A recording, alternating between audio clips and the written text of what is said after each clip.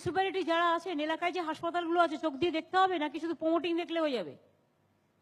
কোনটা করতে হবে? মিউনিসিপ্যালিটি যারা দায়িত্বে আছেন তারা হাসপাতালগুলো দেখেন তাকিয়ে, মিড ডে মিল সেন্টারগুলো একটু তাকিয়ে দেখেন। এগুলো তো আপনাদের কাজের মধ্যে পড়ে। টিটাগড় মিউনিসিপ্যালিটির চেয়ারম্যান কে? আপনি। আপনার নাম প্রশান্ত।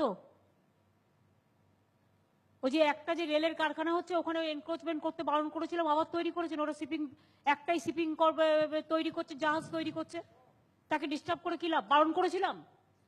আপনাদের বারণ করা সত্ত্বেও বন্ধ ছিল। কারা এনক্রোচমেন্ট করছে? কোন গ্রুপ? আর পুলিশ তার নিজের অ্যাকশন পালন করছে না কেন? কে পুলিশের দায়িত্বে আছে শুনি টিটাগড়ে? হু ইজ দ্য আইসি? টিটাগড় থানার আইসি কে? সুরজিৎ। বারণ করা হয়েছিল যে কোনো ইন্ডাস্ট্রিকে ডিস্টার্ব করবেন না।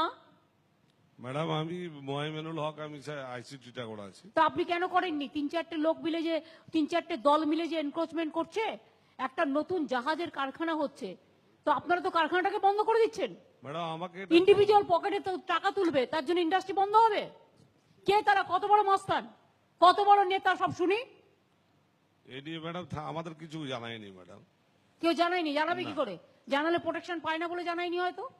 আমি আপনাকে জানাচ্ছি, from tomorrow will take action.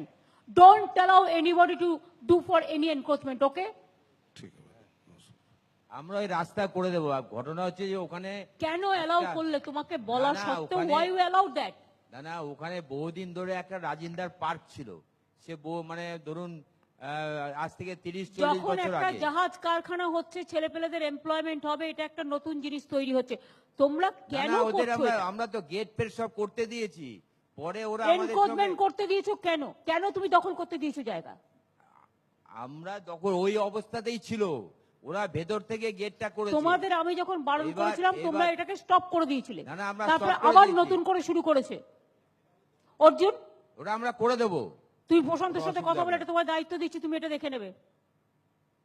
প্রশান্ত কথা বলো অর্জুনের সাথে। হ্যাঁ কথা বলো। হ্যাঁ অর্জুনের সাথে কথা বলে এটাকে ঠিক করবে। ঠিক আছে। শিলভদ্র কোথায়? তোমার কনস্টিটিউয়েন্সির মধ্যেও পড়ে। বলে দিলাম, আর বারবার আমি বলবো না।